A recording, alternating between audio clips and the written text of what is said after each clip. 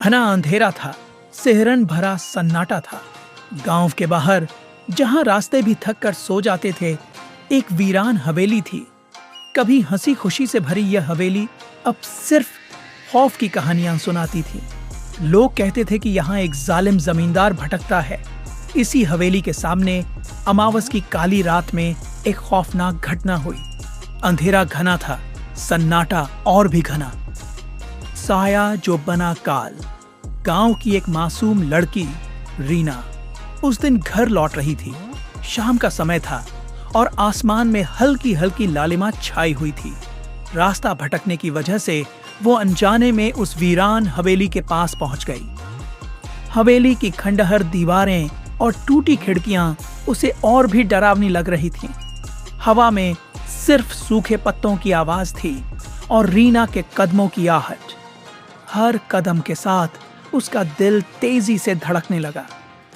अचानक एक ठंडी हवा का झोंका आया और रीना को लगा जैसे कोई उसे देख रहा है। उसने चारों ओर देखा, लेकिन कुछ भी स्पष्ट नहीं दिखा। डर के मारे उसकी सांसें रुक गईं, उसकी आंखें चौड़ी हो गईं और हाथ पैर कांपने लगे।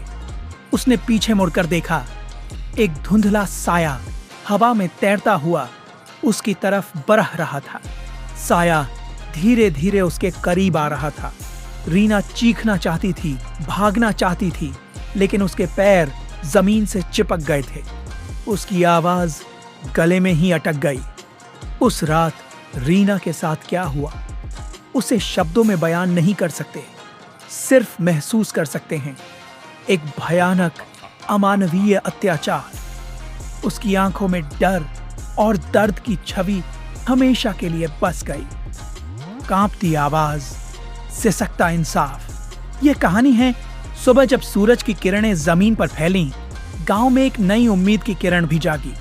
लेकिन उसी सुबह रीना हवेली के बाहर बेसुध पड़ी मिली। उसकी आंखों में एक अजीब दर्द और डर था, जैसे उसने कुछ बहुत भयानक देखा हो।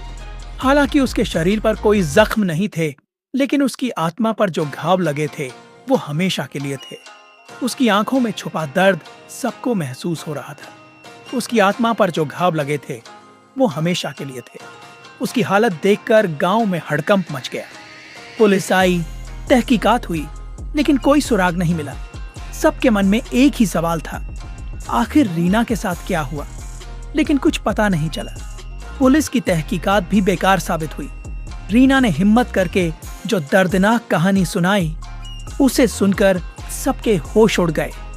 उसने बताया कि एक भूत ने उसके साथ बलात्कार किया। उसे सुनकर सबके होश उड़ गए।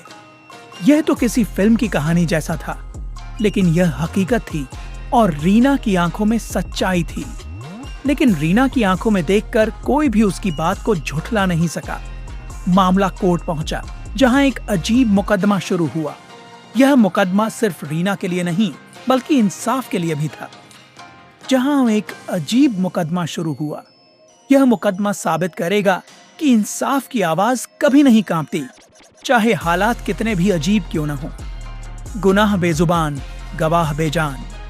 एक ऐसा मामला जहां न गुनाह बोलता है न गवाह। कोर्ट रूम में सन्नाटा था। हर कोने में एक अजीब सी खामोशी पसरी हुई थी। एक तरफ थी रीना, डरी हुई, सहमी हुई, लेकिन अपने हक्कों के लिए लड़ने को तैयार। उसकी आंखों में डर के साथ साथ एक अजीब सी दृढ़ता भी थी। दूसरी तरफ खाली कुर्सी, जिस पर आरोपी को बैठना था, लेकिन वह कुर्सी हमेशा खाली ही रही। लेकिन आरोपी कोई इंसान नहीं, बल्कि एक भूत था। एक ऐसा भूत जिसे कोई देख नहीं सकता था। सबूतों की बात करें तो सिर्फ रीना की गवाही थी। उसकी आवाज में सच्चाई थी, लेकिन क्या वह काफी थी? कोई चश्मदीद गवाह नहीं था। कोई ऐसा नहीं था जिसने उस भूत को देखा हो। हवेली की तलाशी में भी पुलिस को खाली हाथ लौटना पड़ा था। वहां भी कोई